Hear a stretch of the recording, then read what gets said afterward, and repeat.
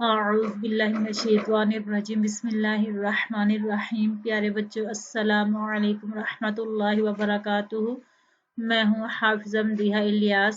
آج کی اس ویڈیو میں ہم 10 کلاس کی کتاب ترجمۃ القرآن المجید میں جو قرآن پاک کی آیات دی گئی ہیں ان کا ترجمہ کریں گے۔ یہ بہت ہی موسٹ امپورٹنٹ آیات ہیں۔ یہ ٹوٹل 23 آیات ہیں جو کہ تمام صورتوں میں سے لی گئی ہیں، انہی میں سے پیپر میں آ سکتی ہیں۔ تو شروع کرتے ہیں۔ نمبر 1، وَلَا تَقْتُلُوا أَوْلَادَكُم مِّنْ إِمْلَاقٍ نَحْنُ نَرْزُقُكُمْ وَإِيَّاهُمْ وَلَا تَقْرَبُوا الْفَوَاحِشَ مَا ظَهَرَ مِنْهَا وَمَا بَطَنَ وَلَا تَقْتُلُوا النَّفْسَ الَّتِي حَرَّمَ اللَّهُ إِلَّا بِالْحَقِّ۔ ترجمہ: اور اپنی اولاد کو تنگ دستی کے ڈر سے قتل نہ کرو، اور ہم تمہیں بھی رزق دیتے ہیں اور انہیں بھی، اور بے حیائی کی باتوں کے قریب مت جاؤ اور ان میں سے ظاہر ہیں اور جو پوشیدہ ہیں، اور ناحق اس جان کو قتل نہ کرو جسے قتل کرنا اللہ نے حرام ٹھہرایا ہے۔ نمبر 2 ہے وَلَا تَقْرَبُوا مَالَ الْيَتِيمِ إِلَّا بِالَّتِي هِيَ أَحْسَنُ حَتَّى يَبْلُغَ أَشُدَّهُ وَأَوْفُوا الْكَيْلَ وَالْمِيزَانَ بِالْقِسْطِ وَلَا نُكَلِّفُ نَفْسًا إِلَّا وُسْعَهَا وَإِذَا قُلْتُمْ فَاعْدِلُوا وَلَوْ كَانَ ذَا قُرْبَىٰ وَبِعَهْدِ اللَّهِ أَوْفُوا۔ ترجمہ: اور قریب مت جاؤ یتیم کے مال کے مگر اس طریقہ سے جو بہت اچھا ہو، یہاں تک کہ وہ اپنی جوانی کو پہنچ جائے، اور انصاف کے ساتھ ناپ اور تول پورا کرو۔ ہم کسی شخص پر اس کی طاقت سے زیادہ ذمہ داری نہیں ڈالتے، اور جب بھی بات کرو تو عدل کرو، اگرچہ کوئی رشتہ دار ہی ہو، اور اللہ سے کیے ہوئے وعدے کو پورا کرو۔ نمبر 3، وَيَوْمَ نَبْعَثُ فِي كُلِّ أُمَّةٍ شَهِيدًا عَلَيْهِم مِّنْ أَنفُسِهِمْ وَجِئْنَا بِكَ شَهِيدًا عَلَىٰ هَٰؤُلَاءِ وَنَزَّلْنَا عَلَيْكَ الْكِتَابَ تِبْيَانًا لِكُلِّ شَيْءٍ وَهُدًى وَرَحْمَةً وَبُشْرَىٰ لِلْمُسْلِمِينَ۔ ترجمہ: اور جس دن ہر امت میں ان پر ایک گواہ انہی میں سے ہم اٹھائیں گے، اور ہم آپ خاتم النبیین صلی اللہ علیہ وآلہ وسلم کو ان سب پر گواہ بنا کر لائیں گے، اور ہم نے آپ خاتم النبیین صلی اللہ علیہ وآلہ وسلم پر ایسی کتاب نازل فرمائی ہے جس میں ہر چیز کا واضح بیان ہے، اور ہدایت اور رحمت اور خوشخبری ہے مسلمانوں کے لیے۔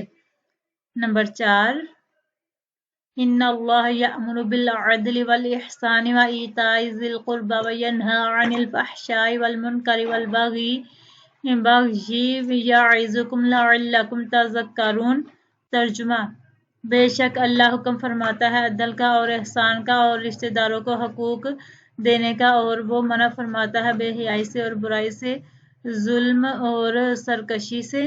وہ تمہیں نصیحت فرماتا ہے تاکہ تم نصیحت حاصل کرو۔ نمبر 5، وَقَضَىٰ رَبُّكَ أَلَّا تَعْبُدُوا إِلَّا إِيَّاهُ وَبِالْوَالِدَيْنِ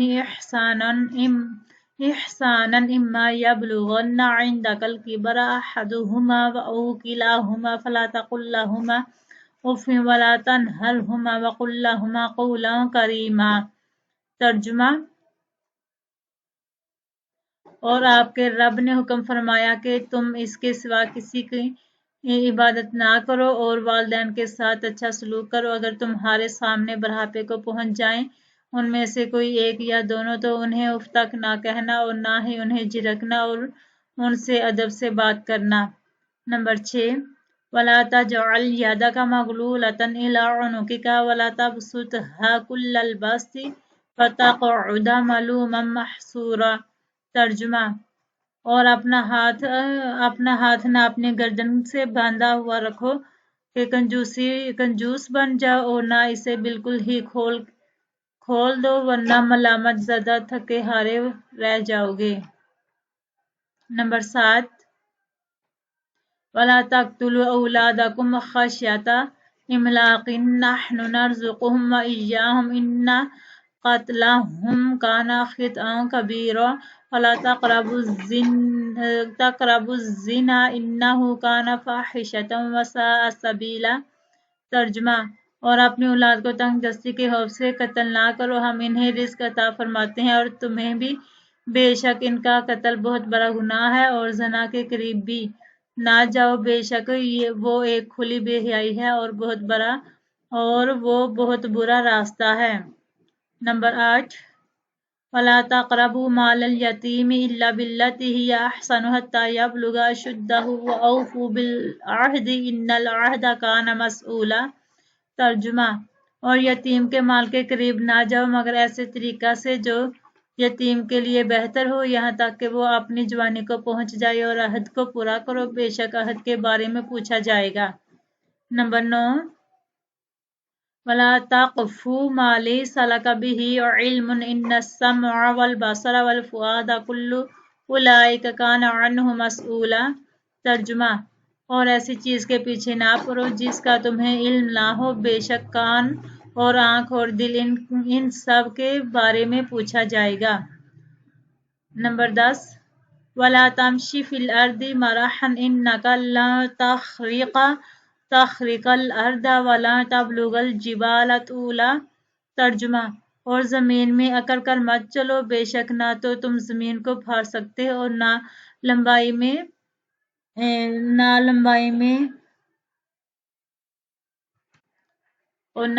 میں پہاڑوں کو پہنچ سکتے ہو۔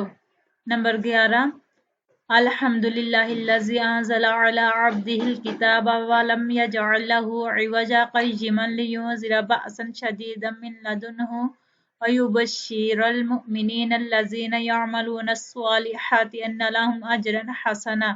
ترجمہ، تمام تعریفیں اللہ کے لیے ہیں جس نے اپنے بندہ محمد خاتم النبیین صلی اللہ علیہ وآلہ وسلم پر کتاب نازل فرمائی اور اس میں کوئی ٹیڑھ نہیں رکھی۔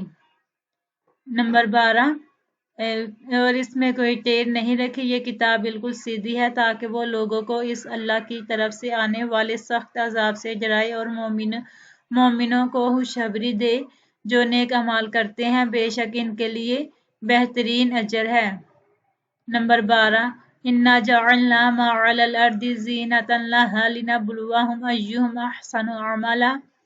ترجمہ، بے شک جو کچھ زمین پر ہے ہم نے اسے اس زمین کی زینت بنایا ہے تاکہ ہم لوگوں کو آزمائیں کہ ان میں سے عمل کے اعتبار سے کون سا اچھا ہے۔ نمبر 13 اِذْ آوَى الْفِتْيَةُ إِلَى الْكَهْفِ فَقَالُوا رَبَّنَا آتِنَا مِن لَّدُنكَ رَحْمَةً وَهَيِّئْ لَنَا مِنْ أَمْرِنَا رَشَدًا۔ ترجمہ، یاد کیجیے جب ان نوجوانوں نے غار میں پناہ لی تو انہوں نے کہا، اے ہمارے رب، ہمیں اپنے پاس سے رحمت عطا فرما اور ہمارے لیے ہمارے معاملے میں رہنمائی مہیا فرما۔ نمبر 14 فَضَرَبْنَا عَلَىٰ آذَانِهِمْ فِي الْكَهْفِ سِنِينَ عَدَدًا ثُمَّ بَعَثْنَاهُمْ لِنَعْلَمَ أَيُّ الْحِزْبَيْنِ أَحْصَىٰ لِمَا لَبِثُوا أَمَدًا۔ ترجمہ، اور ہم نے غار میں ان کے کانوں پر نیند کا پردہ ڈال دیا کئی سال تک، پھر ہم نے انہیں اٹھایا تاکہ ہم ظاہر کر دیں کہ اختلاف کرنے والے ان دو گروہوں میں سے کون صحیح شمار کر سکتا ہے اس مدت کا جو وہ غار میں